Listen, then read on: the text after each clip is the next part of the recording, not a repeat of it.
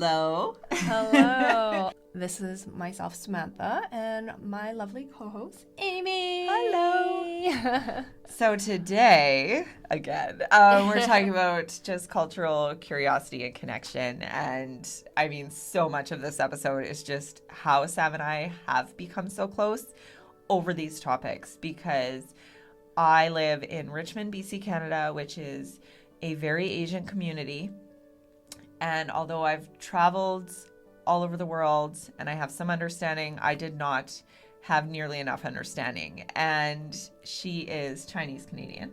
I am. And second generation. Yeah, and I have been able to ask all the embarrassing questions that have left me clueless in the past, or things that I'm excited about and then I realize they're embarrassing in hindsight, or whatever it is. It's just been really refreshing to be able to have her as a cultural, just a guidance, cultural sounding board. Just only the Chinese part, though, seriously. Not for everything else, just the Chinese part. Yeah, but it also made me realize how much we grew up in very different families, like apart from the culture. It's just really cool to have this opportunity, and we want to share it with you. So I want to start by one of my favorite stories that I remember bringing up to you for the first time. So my daughter is 8 years old, just turned 9, and she goes to a school in Richmond, and it is mostly, it's a very large Chinese population within the school. And she got invited to a birthday party of this little girl that I just adore, and I love their family. Anyways, we got invited. We went to this birthday party. I thought I was dropping my daughter off because that's what's normal to me and my friends. You drop your kid off and you run when they're that age. And the parents aren't expected to stay. And it's really not encouraged most of the time, because then the parents have to accommodate you as well.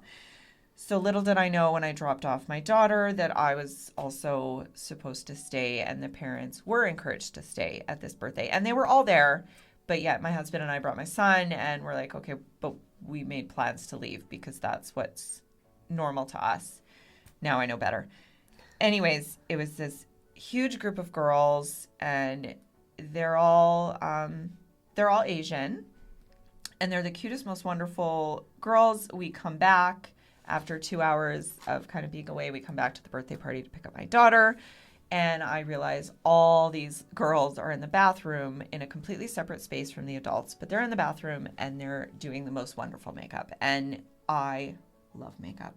I used to body paint. I used to be in the makeup industry. I thought this was fantastic. All these colorful rainbow palettes. It was beautiful.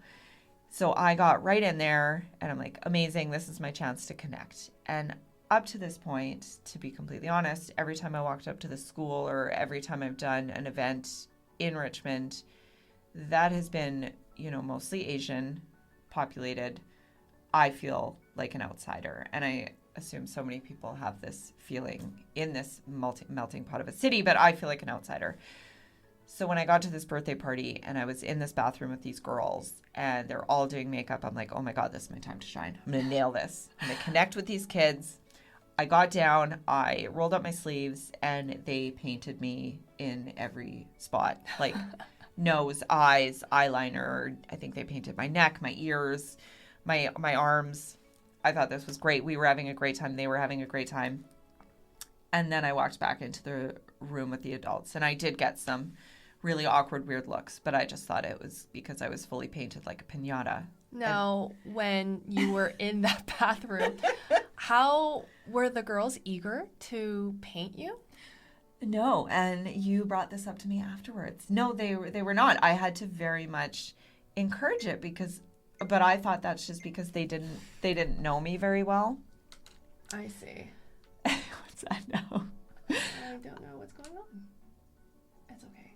Anyways, I just thought it was because they didn't know me very well. I thought that was kind of the barrier. And then I remember after the birthday, because I took a picture of myself fully painted with all of these girls, because they were also painted. And I sent that picture to Sam because I was so proud of that moment. I was just like, I nailed this birthday party. I really connected with these kids. They're amazing kids. They're just the sweetest they're the sweetest children. And then I walked into the adult space, and I remember feeling so proud because I'm like, I nailed it. I had such a great time with your kids. They had so much fun with me.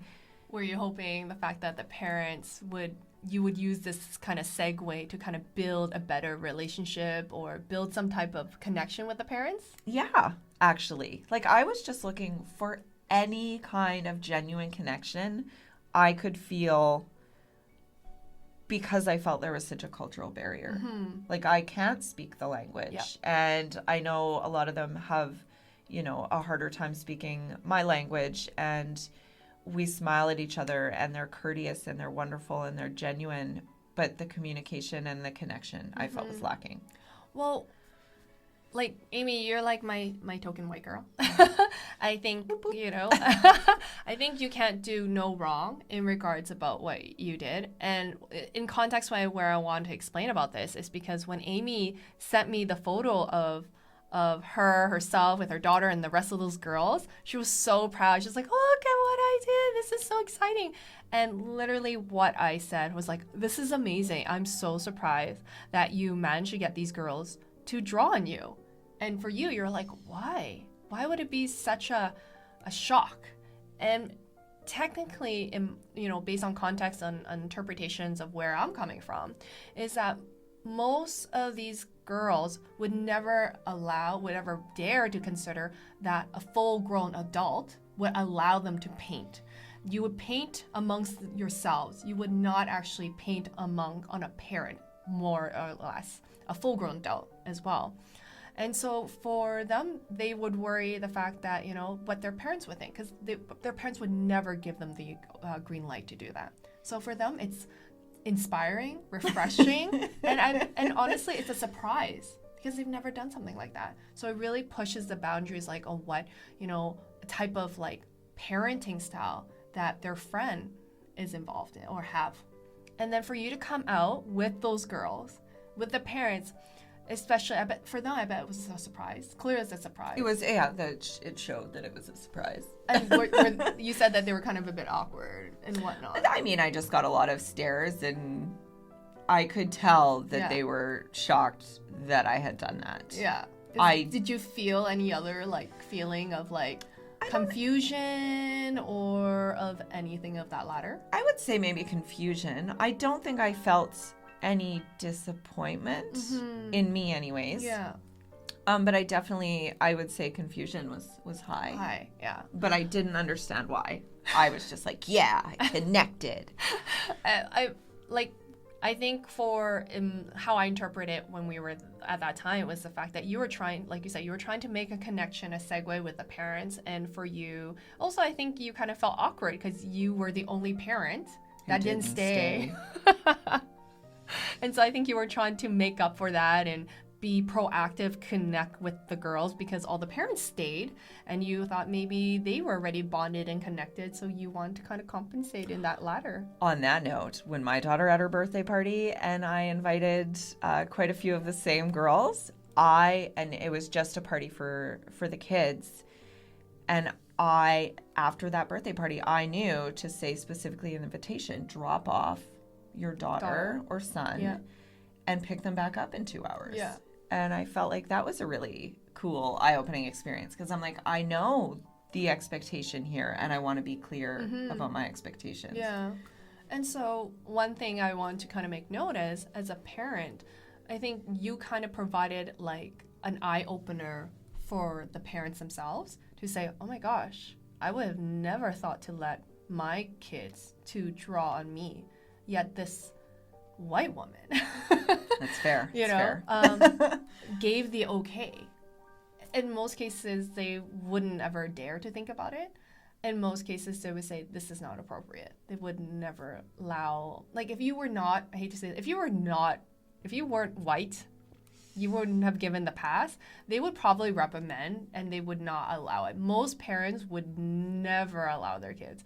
And the idea, if their own kid tried to paint someone else, they probably get reprimanded by the parent, saying that's inappropriate. You're going into the boundaries. You're entering someone else's space, which is not allowed. It looks frowned upon. It's not appropriate at all. They think the fact that this is something it's only meant for children, why would you get an adult involved? The adults would want to do their own thing, not something such or that ladder. Well, they should not have such great makeup then. I personally think that you literally provided an eye-opener for a lot of these parents. And I'm pretty sure they're really surprised. They've never seen, their girls their kids so delighted. Because this is not a side they would have seen.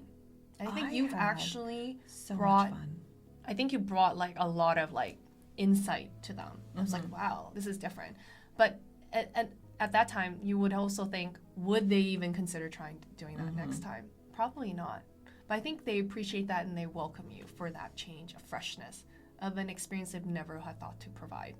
And now, after thinking back on this situation and having you to talk to in these moments is such a game changer for me. Because now I feel so much more comfort with them at the school and all the interactions we do have.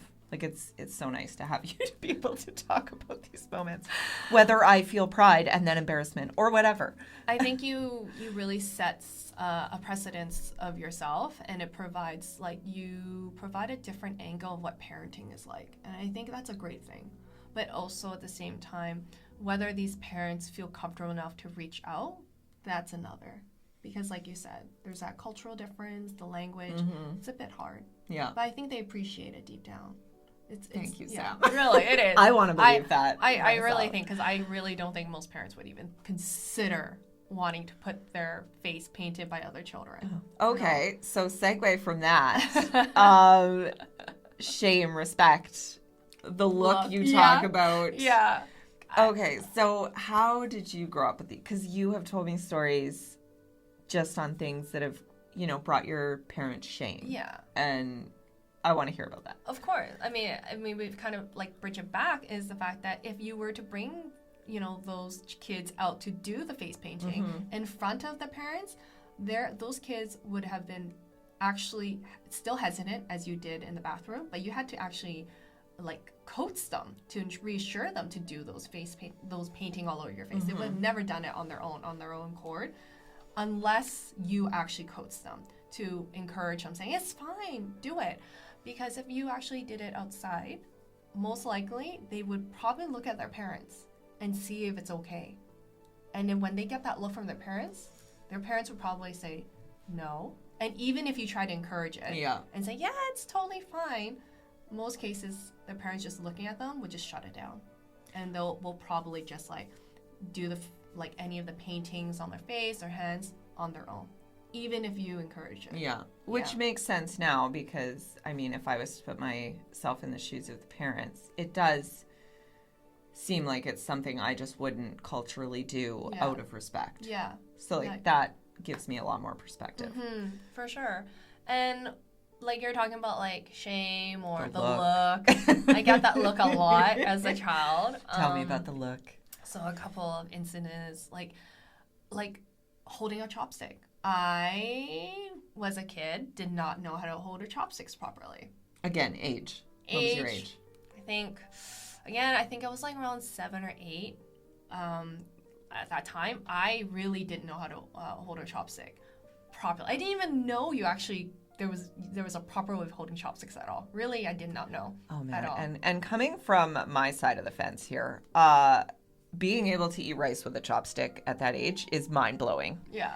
I take my kids for sushi all the time, and we still ask for forks and spoons for them. And it's impressive that you can even pick up the rice with the chopsticks at that age. It's something. It's a talent. It's something. I would say it's a talent. It's literally something that's been embedded in our life. I think it's incredible. You have to, there's no other way to eat rice unless it's chopstick. That's just how I was born and raised. There was no question about it. You just do it. There's no way to do it. And then for me to hold chopsticks, I hold it like an X.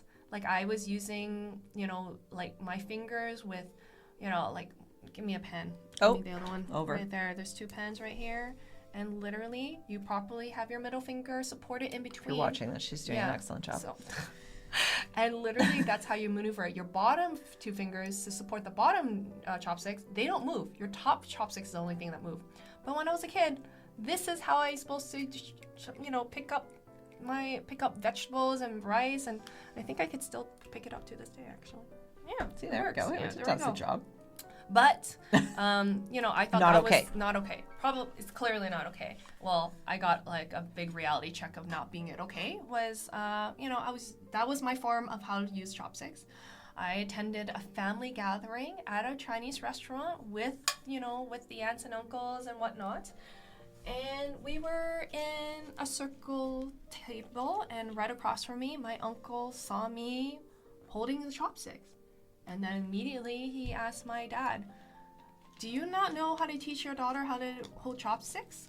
Because clearly it's not the right way. Clearly doesn't seem like she's Chinese enough." And that literally felt such a big blow. I felt really bad. I felt like it was my fault.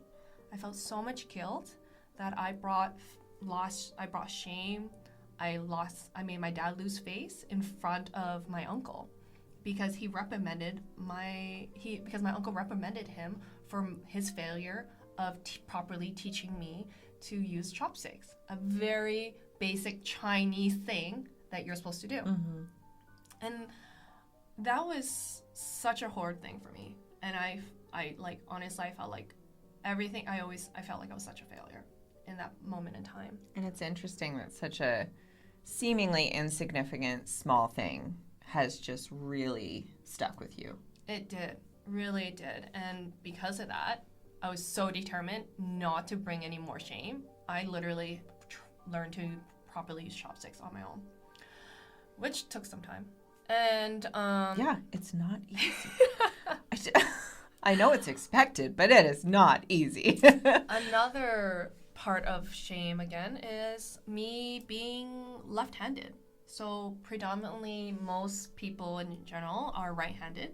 I was born left-handed, and I was, you can say, reprimanded and beaten and hit to... I love how we always go back to beatings. It's the only way to provide some type of trigger and trauma. We're older, so it was normal. It's normal. I don't want to normalize it, but that's just kind of that era at that time. Yeah. Again, show how much it ages us, per se. And yeah, so I was forced to use my right hand. I knew I was left-handed, very much so, because even to this day, there's certain things that I do left-handed, full of strength. I knew I was left-handed and was more comfortable with. But right-handed was a mandatory thing that my father instilled in me, because he's also was born dominantly left-handed, and he was forced to use right because of all the stereotypes and the issues that came when it came to using your left hand. When you write calligraphy, drawings, when you write, you tend to smudge your writing, and it just destroys the work, all the work and effort you've put into. Not to go in too much of a segue here, but I've noticed a common thread here about like messiness and not being clean and not being, good lines, clean enough, tidy enough. That's a sense of discipline. That shows discipline. Like across your life, like I've noticed you talking about these things. Yeah. I've been raised to be so cleanly. I feel like now I'm not that cleanly. Even to this day, She's very clean. I'm so antsy when I have my parents over or when I have guests over. I want to make a good impression that I'm not someone that's not proper, that I don't keep my appearances very much. It's very translatable for a lot of Asian countries, if you look Japan, if you go to Korea, Taiwan, everyone wants to present their best face forward, and it's very instilled in our culture. And that's a good point. The way they dress, the way they act, the way they carry themselves. Yeah, that now looking back, absolutely. Yeah, so that is something that's very instilled inside of me to this day, even when it comes to my household and everything. So for, again, the chopsticks, not chopstick, but the right-handed, and also because my dad knew it was such an issue, because we live in a right-dominant society, that he didn't want me to be a nuisance to someone. When I'm using my left hand, when it comes to eating, I'm bumping into the person that uses right hand. Also dealing with the idea is the fact that if I'm writing or if I have a partner, because in Chinese schools, you always have a desk mate next to you. And every time you're writing anything, you're, again, bumping into the right person. And that person's going to be so annoyed with you. And they're thinking, why can't you conform to the rest of us? Because in Chinese society, we are a collective. We conform. Conform is a necessary to ensure the betterness of the whole, instead of just the individual person. When you said the whole two-person at a desk thing, and you're Yeah. like, you're bothering the other Yeah. person, in my head immediately, I'm like, wasn't the other person bothering you? Like, there's only two people. No, What? that's not how it works. But then you said, like, the conforming of the society and how important that is, and Yeah. everybody stand together and be together, and yeah. So my dad didn't want me to go through that way he did. And I'm aware of that, right? But at the end of the day, those were the feelings I felt was just really... It was a bit overwhelming, you know, same thing etiquette-wise on saying certain things as well and how we portray ourselves, not knowing how to say thank you. Thank you is a huge thing. And so I predominantly speak Cantonese. I'm from a Cantonese household. That's a particular language that I speak in my household. So there's a difference between the way I say thank you. In Chinese and Cantonese, there's two ways. One is that "goi," and another one is "多謝." And "goi" usually means about you helping someone in helping up with a labor of some sort of a labor, or helping you out with something. For example, picking up something for you, opening a door, giving you a hand on certain things. That's when you say thanks or "goi." But if you were to give something to someone in all earnesty, you should say "多謝," and it would literally means thank you very much. Like, you know, different tone, more a very emphasis. tone, more emphasis on your appreciation of that sort. And so when I remember I got reprimanded about my differences and not knowing the difference of things. And my aunt, she got something, a gift for me, a necklace of some sort. She gave me the first choice of pick out of the necklaces compared to my cousins. And so I finally picked it. I was so happy. I was so proud. I picked out, I was the first one to pick the item. And I said to her, you know, "Auntie, sai." She was so shocked. She was like, "What? Why would you say sai?" And literally, like, "You're supposed to say 多謝. Did you not know that?" And once I walked out, I was holding on the necklace, but I felt such sense of shame, sense of like feeling I was dumb, that how can I not know the difference? And yet I offended my aunt so much for not showing my appreciation properly and appropriately in that matter. So because of that, she went ahead and told my mom. It's like, did you not taught your daughter appropriately the difference between things? Do you know what your daughter said? She said, "goi," when really she should have said, 多謝. How can you not know that? Again, immediately reprimanded my mom. I felt the double guilt, the double shame, the fact that I dragged my mother into this. I dragged her to be reprimanded by one of my aunts. Another part is this aunt is younger. My parents were more of the higher ranking of age and of senior, and the fact that like my aunt had to reprimand my mother in how she was teaching her children felt like it was a slap in the face. A few things I've noticed is within these stories, it's your family members not only saying maybe shameful or disapproving things to you when you're doing these things, but then they immediately go and say shameful things to your parents and judge their parenting and shame their parenting, which is really interesting. And then the age, like, I knew that age meant something in Asia. Mm-hmm. Like, obviously, the older you are, the more respect you deserve. Something like that. I obviously supposed have to some, be. yeah. Supposed. Is that still a supposed big thing here in Canada? Yeah. Okay, honestly. so that cultural thing like really extends here too. Yeah, it does. You know, at the end of the day, I mean, for being your eldest, you obviously have to provide more emphasis on respect, and you believe that the fact that they should have more experience and knowledge, that whatever they disposed and bestowed on you, you should take it into consideration and learn from your mistakes. Okay, how does that work for satellite children? Because you told me, is that an appropriate thing to even say? Yeah, no, Okay. I think that's appropriate. Because I've noticed there are a few kids at the school that are here with their grandparents. Yeah. And their parents are still back in China. Yeah. And I mean, again, I'm dealing with quite young kids because they're my kids' age. And they're absolute sweethearts. Yeah. I've found the language barrier tricky. Yeah. To communicate with the grandparents. But that's another thing I had no idea was so prevalent, was the satellite kids coming here. Yeah. But you said as they get older and grow up into teenage years, they have maybe less and less boundaries just because the grandparent is so old. The grandparents are so old. I mean, the grandparents can only do what they can. They also, I do notice, like I think for any culture generation differences, you tend to give leeway to the grandchildren. You kind of let them do what they want to a certain extent, and at the same time, you've been a parent. You're kind of tired of wanting to parent them all the time, at the same, and try to do the best you can for your kids because you've been there, done that. It's really hard to control your child, and especially the age gap, the huge age gap. You're tired, but at the same time, these parents, the grandparents, have to do the best they can because they know that their children are in another country trying to support them as much as possible. So they still try to parent as much as can within their ability.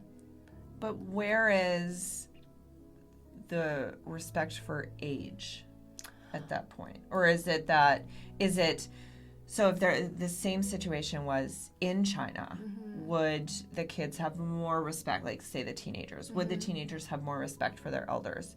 Is this more like the Canadian culture kind of like seeping in? I think the Canadian culture definitely seeps in because there's no, because of the environment, it definitely makes a difference. There is less confinement, there's less control, there's less us parents involved. You're only dealing with one adult. Whereas if you have multiple adults to back them up, then clearly that effect, amplifies as authority and provides literally respect in that sense.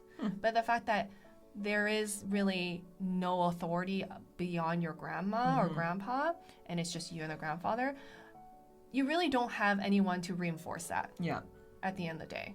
So there's a difference. If you had a multi-generational family with multiple adults, you can sense that feeling of authority and respect so much more.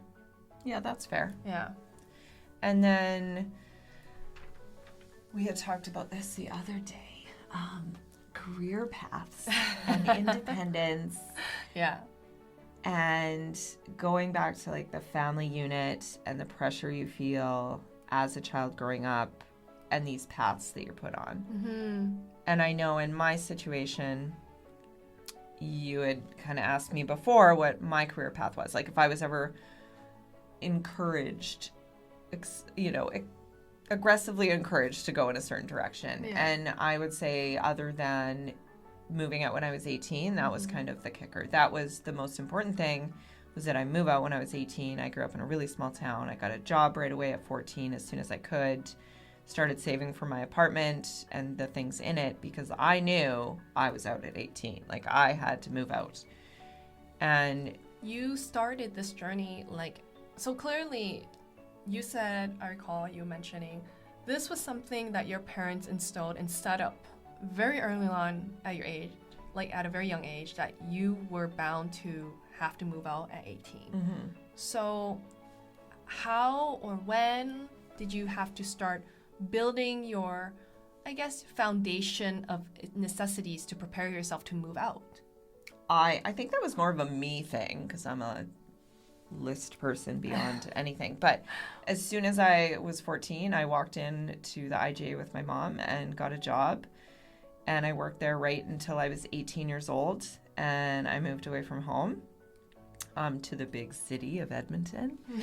But I remember so many paychecks. I would get my paycheck and I'd go buy something for my apartment. And we had kind of a spare room in our house.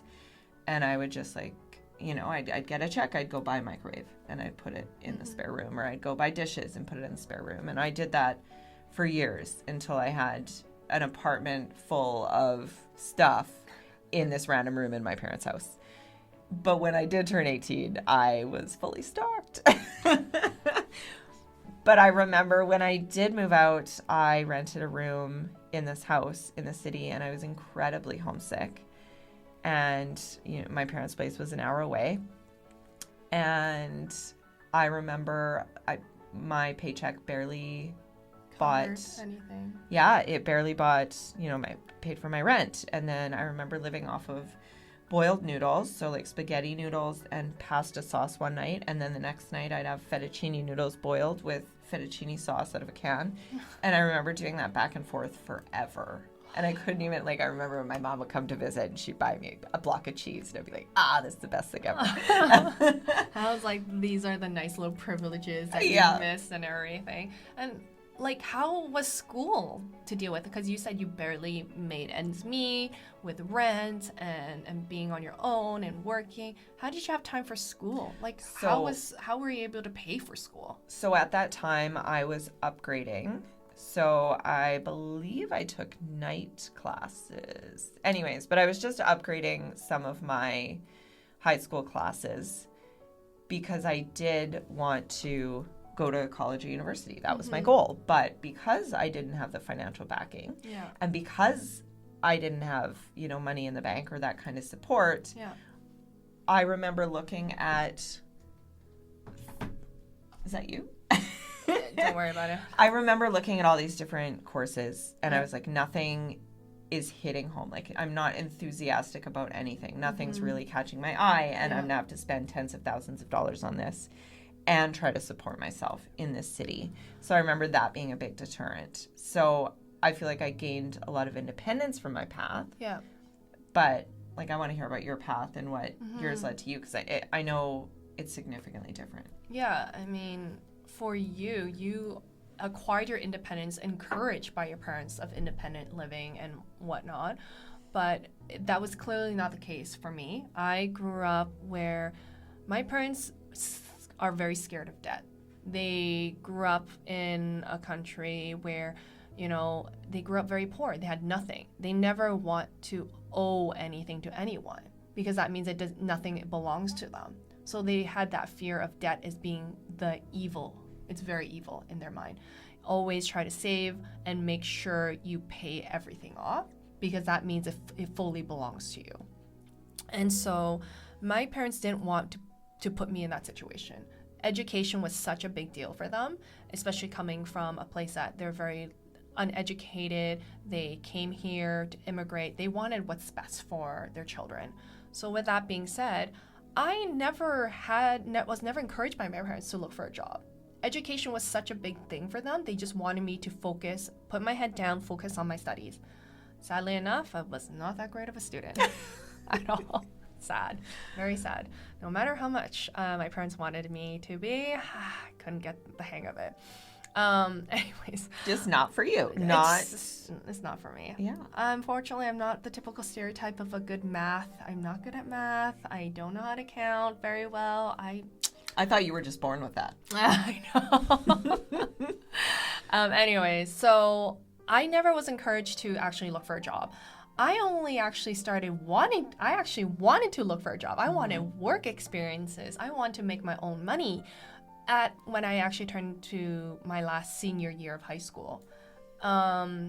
Really hard because in my last senior year of high school, I was not encouraged to find a work, but I ended up doing it because everyone else was working. All my friends were working. They had money to spend on all the leisure things that I never got to experience. The reason why, because like money, I never had allowances, so I had to ask my parents for money, and I had to justify where that money's going for because we don't really have a lot of money, and that was the thing. That's when I decided to look for a job. But I never end up getting the typical job I wanted. I wanted to work for Starbucks, McDonald's. I also wanted to work for Dairy Queen in my neighborhood. They wouldn't hire me at all. I wanted to be that fancy barista, knowing now what's happening in Starbucks. I'm so glad I didn't, and everything. But I ended up working at Stanley Park, luckily from a referral. But, you know, that's how much my parents emphasized the idea that they didn't need me to go to work at all or be independent. Another thing that also prevented me from, I guess you can say, in pushing the idea of pushing myself out to move out at 18 was that when I did try, I wanted to study fashion, and I wanted to go to Toronto to study fashion because that is the opportunity for that area. Vancouver doesn't have very many opportunities for that. Absolutely, yeah. And so I told my parents and my mom, I really want to go to Toronto to study. And my mom said, well, can you not go to study here in Vancouver? Are there no programs here? I'm like, yeah, there are, but the opportunities aren't as vast. And she's like, well, where are you going to stay?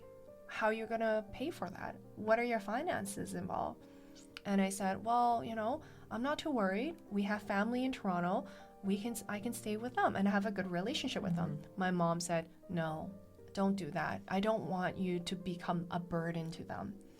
That means we owe them a huge debt, a favor. And that was not something my mom wanted to do. And my mom said, well, you also have things that you have to pay for. You can't afford that.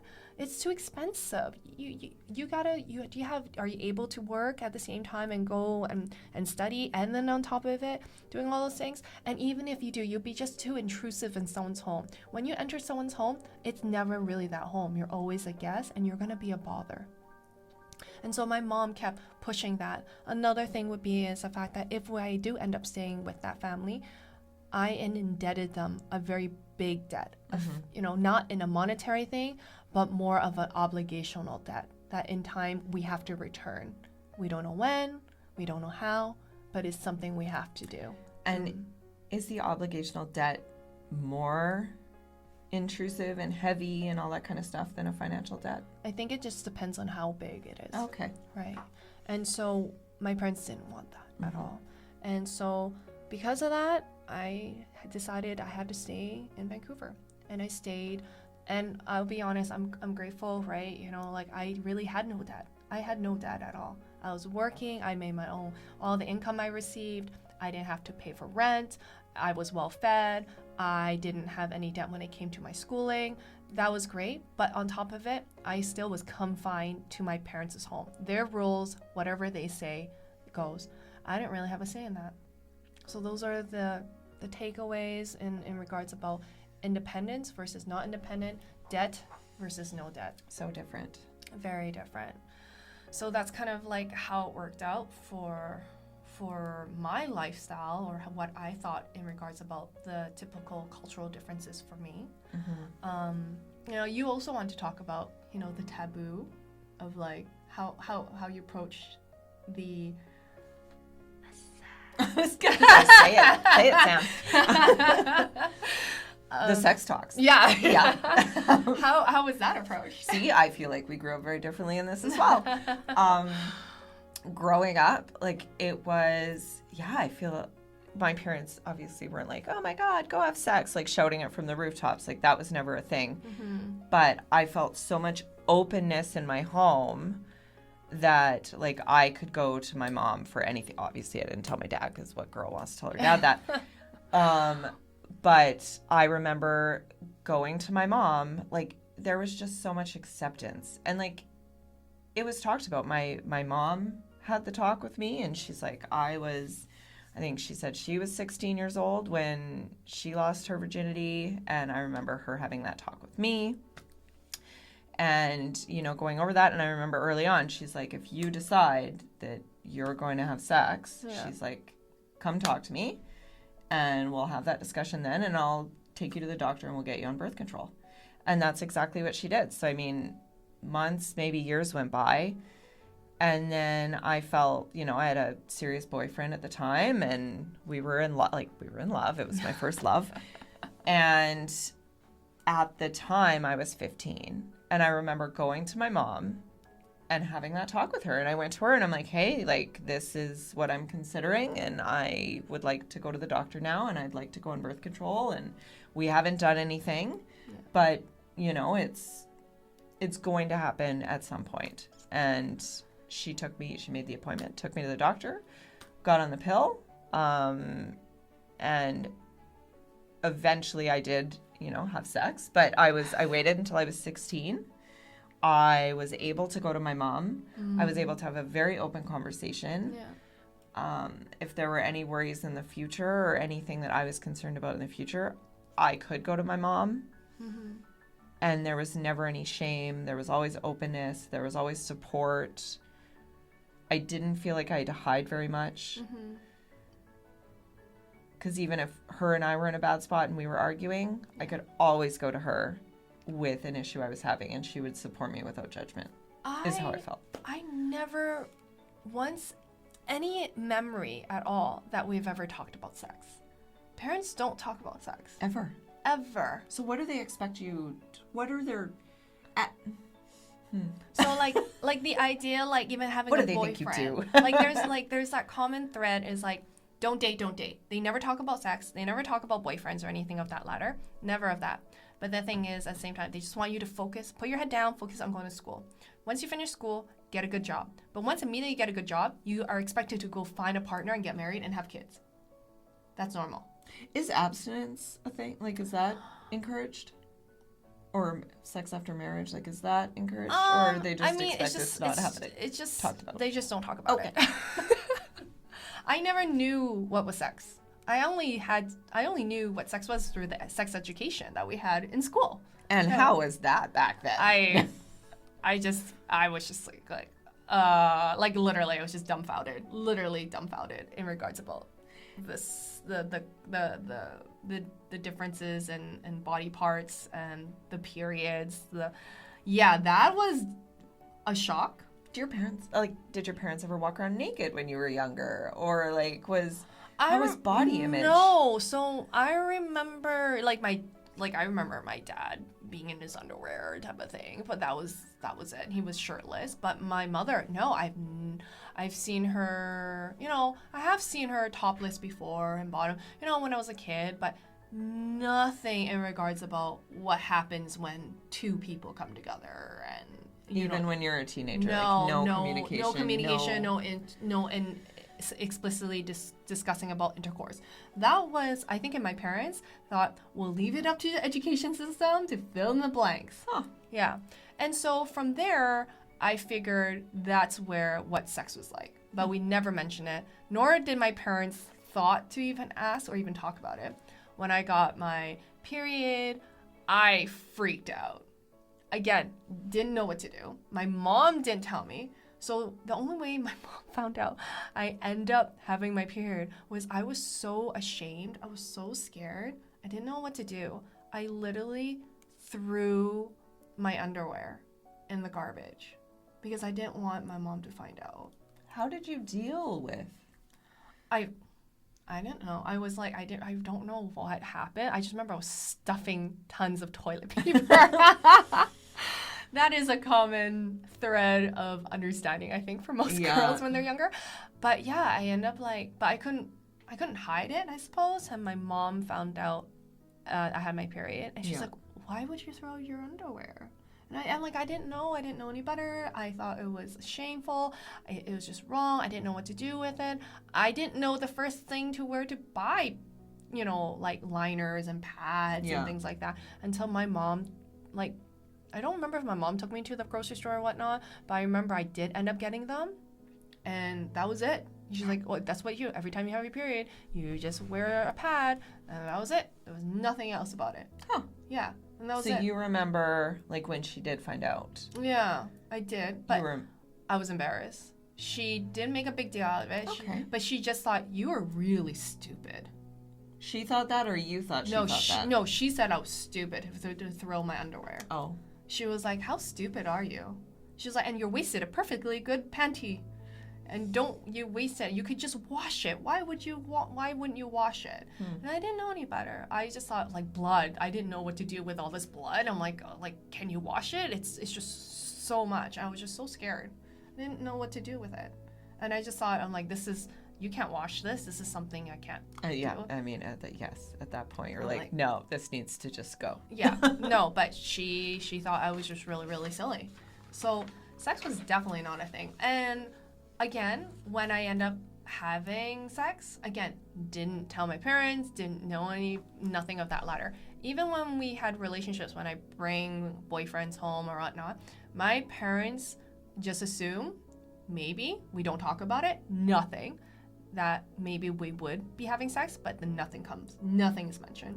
Huh. And the thing is, and that's the one reason why it's like, I don't stay over, I don't have my boyfriend stay over at my place, because if they do, they just know probably we'll be having sex. It's not something they would agree or appreciate or frown, or it's something they would frown upon. So never ever, I rarely bring my boyfriends around to my parents' place. See, my parents, like, again, not my dad. I was never, maybe my mom told my dad, I don't know, but I was not open about this with my dad. But we were never, now that you say that, it's interesting because my mom was so open about me telling her and knowing that it was happening. Yeah. But yeah, we weren't allowed, I was not allowed to be in the house by myself with my boyfriend at any point, even before she knew we were doing that. Yeah. Like, I was never allowed to have any boy in my room with the door closed, ever. Like, not allowed boys at the house without my parents there. Yeah. Like, That's a common thread. I think that is like I feel not. like they were very strict in that way. No, that's a good thing. I think it aligns with every person, I think, in general. It's not just a cultural thing. It's actually a very common thing for parents who worry about their daughters in that retrospect. But the thing about the birds and the bees, not in my household that we ever talked about. Not something I grew up as a child at all. There was nothing of that letter. But they just assume, like, okay, we figure it out. And then they don't encourage dating. My parents never encouraged dating. Never did. So that means I was really, like, I didn't even know how to approach that subject. I just went meeting my boyfriends outside, and then eventually I did, bring him home for dinner from time to time, but he would never stay out or stay at my place. And then by the time I finished school, got to work, I aged so much to a certain age, where we should be married. My parents were like pushing us to get married. What age is that? Around my mid-20s. Okay. Yeah, they were pushing us like, get married already, and stuff like that. After that, make sure to have kids. I'm like, but it's so funny with cultural aspects. Like, they don't encourage you to even date. They don't encourage you to date at all until you finish schooling. Once you finish schooling, make sure to find a job. Once you find a job, then get married. Like, they don't really encourage dating because they find dating is a distraction in your studies, right? I get it, 100% get it. But then for them, like, it's just like they think it's automatic. You can turn on a switch. Yeah. Which is not that easy. Honestly, it's not. It's just so annoying, but it is what it is in that regards. Oh man. Shoes. Oh. Right, shoes. I did not know the extent of this. Okay. Maybe we can put some context on what you mean by the shoes. Okay.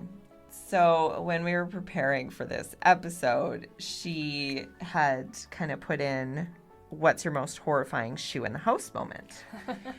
And I remember being incredibly puzzled because I did not understand. Now, again, I spent some time when I was younger backpacking through Asia, and I understand, like, I remember reading up that the bottom of the foot is an insult. Like, if you show somebody the bottom of your foot, it's very insulting. So I knew there was, like, these cultural expectations around feet. I did not, and obviously I know when you go to a restaurant, some restaurants, you obviously take your shoes off and put them to the side. Sushi, Japanese restaurants, I think some of them are like that. But I didn't know the extent. And then I also didn't realize, as a friend, how much shoes off meant to you. And I will not be making that mistake again. So please tell me your shoes off story and how it culturally it's driven in your life. Impacted me. Yeah. Growing up, I think in most Asian cultures, you should always take your shoes off when you enter someone else's, like, sanctuary or space. It's a sense of respect. For someone who doesn't actually take off your shoes and end up walking around your home that you've kept tidy and clean, for sanitary and respect purposes, for you to walk into someone's home with your shoes on, it's a sign of, like, disrespect, a sign of as if your sense of superiority, and you look down upon the person's home. You don't appreciate it because you don't know what you've been stepping on, what things you've had on those shoes. Lots of you things know? on the ground. Yeah. Yeah, like dirt, spit, cigarettes, all types of bacteria. It's pretty disgusting. I feel like you're naming all the good things. Oh my god. No, absolutely not. It's much worse. There's other things like, you know, you accidentally step on dog poop or bird poop. I don't know what's outside. Oils, you know, like car oil that you step on. So many people has walked on those pavements, pounding on the pavements, and then you tread it into someone else's home that is clean, maintained, that you know what people have gone into that, you know who's been inside that home, and you have some random person coming in with their shoes on, destroys that sanctuary. Not on my watch. Definitely not. Absolutely not. It's just, for me, it's such it's such an irk for me, because I grew up, and I'm sure Amy has already noticed, is the fact that I grew up as being like tidy, clean, as we discussed before. And so because of that, we end up being, can we stop that for a second? Just pause that. That one? Yeah, there we go. Oh, there we go. I'm just scared to touch anything in case we delete again. Gosh. This sucks. Oh my god. Sorry, folks. We forgot some technical difficulties in regards about the video. We're gonna have no video. No. We're learning. Step by step. All right. Okay. This is unfortunate. Anyways, so for so one of my most like one of my worst stories moments. Like when I actually had one of my cousins from Indiana. Again, I guess there isn't that many Chinese people where she lives, and it's very common, like you said, for people to wear shoes in their house. Yes. Very common. And so clearly it's a very Caucasian, white kind of thing that you guys do. I'd say even like North American. I guess so. Like it's just our side of the pond. People are okay with it. Yeah, and so I remember when my niece came from Indiana, she had a bunch of beautiful shoes. Really appreciate it, you know, beautiful shoes. But she started putting her shoes on right before we left the house in one of the rooms that she was staying. And she was kind of walking out. I was like, what are you doing? And she's like, well, I'm just like, you know, getting ready for my outfit. And I'm like, have you worn those shoes before? I'm like, yeah, but they're clean. I'm like, no, take them off. I'm like, why? Because this is my house. I don't know what you've been walking into, no matter how clean they are. You say it's clean. Because I asked her, is this the first time you're wearing them? I'm like, no, I've worn them a few times. I'm like, no, absolutely not. I don't know what you've trekked into, but I really hope you respect me to actually take off your shoes, wear them once we're in the foyer or the entrance of the door, and then put your shoes out. Because I don't know what you've had on those shoes. It's just so important to me, because I personally think it's a disrespect when you're wearing shoes in the house. Because I clean my floors, I make sure the fact that you can feel comfortable barefoot in my home, because shoes track a lot of disgusting things. Yes, they do. So, and even another thing I think I told you, Amy, would be the fact that, like, I don't even want my kids' outdoor clothes enter into the house. Yeah, this blows my mind, because we live in farmland and our doors are open all the time, and my kids go in and out of the fields nonstop, from like in the house, out in the fields for hours, back in the house. Yeah, unless they're incredibly dirty. Like, there have definitely been quite a few times where I make them strip in the yard and have to hose them down and bring them in the house, or straight to the shower or whatever. But yeah, they would have to be pretty dirty. Oh, the idea when you say you have to hose them down outside, that mind boggles me. Like, that's way too much for me. They get dirty. I don't expect my kids to be that dirty at all. I mean, when I have my daughter come from, you know, school, I make sure she changes into her indoor clothes. Huh. Yeah, we do not. Yeah, no, I have to, because again, I don't know what she's attracted, what type of dirt, what she's gone through. She'd be rolling in the grass for what I know. I don't know what she's caught. I don't want any of that in my house. Especially, I know for a fact that at her age, she'll be jumping on the bed that I sleep in, which and this is the one thing I also want to point out. You trekking your shoes in the bedroom or even on carpet, and if you go barefoot, you don't wear your shoes in your bed when you sleep. But then yet all the dirt you bring into it, your feet landing on that dirt goes onto your bed. That means you're sleeping in dirt. Is that that's just how I see it? I think it's just kind of gross. For me, I just, because, you want to live in a very hygienic and a clean environment, and trekking in stuff like that is a no-go for me. I think I even told Amy, if I have my daughter's friends coming in for play dates, and if they choose to jump on the bed, I'm fine with it. Kids are kids. Totally fine with it. My daughter wears her indoor clothes, jumping on bed, fine. Other kids coming in, jumping on the bed, I'm fine. But when that kid leaves, I'm stripping all the sheets off of that bed. Wow. Yeah. I just can't imagine me sleeping on that bed with whatever dirt grime that child has brought into this house. Listening to you, I feel like there needs to be a happy medium between you and I. I'm I can't. I really can't do it. It's just not my thing. Yeah. Yeah. Just that's just me. For me, I can be a little bit anal in regards to it, but that's just how I grew up with. Being in a cleanly home shows the fact that you're proper, the fact that you care about how you live, hygiene-wise, health-wise.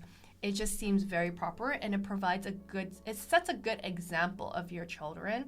I mean, I get it, your kids are never gonna be in your house all the time. You're expected to be messy and everything, but there is a sense of decorum of how cleanly you should be in a sense. So that is my 2 cents, in regards to some people might think, I'm a little anal about this, but I digress in that part. No, I feel like a lot of people, especially in the city, feel that way, I guess, because I grew up in a small town. Yeah. And that was, that's what I would do as a kid. I would spend hours in the fields just with, my bug net and my dog, and I'd be, God knows where, and then coming back in. And I guess that just wasn't a huge issue growing up in our household. We welcomed the germs. I remember my mom saying, she's if you're too clean, you're just going to get sick more often because you're washing all the germs away. Yeah. We weren't, I didn't grow up in a messy, gross house. Yeah. But we definitely weren't on that level. That's why I think there's a happy medium between you and I. We are very different in that way. Yes, definitely. You'd be horrified. Yeah. No, I definitely not. I never would ever put that onus on someone else's household or anything. It's just for me. This is just me. I'm not expecting that for everyone. Yeah. It's just that's what I grew up with, and it makes it makes sense to me. Yeah, absolutely. So, to each their own. Yep. Yeah. And that is honestly why we have these conversations. That's why we've learned so much from each other.